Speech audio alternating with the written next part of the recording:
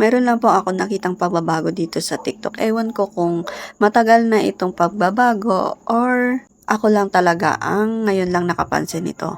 Which is mayroon na po siyang automatic caption or subtitle. So, tingnan po natin kung paano. So, mag-play po tayo ng sample video. So, ito po yung isang video ko. Kung mapapansin niyo po dito sa my left side, ayan, may maliit na square dyan. Pindutin po natin yan. So, kapag pinindot natin yung square na yan, ayan, lalabas na po yung caption. Ayan, yung caption or subtitle. Di ba po, ang galing.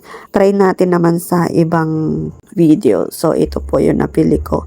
So, nandyan po, since inopen ko po yung caption doon, so, nag-automatic po siyang, ayan, may caption. Pero, kung pipindutin mo natin yung square po ulit, so, ma-hide po yung caption. So, tignan po natin.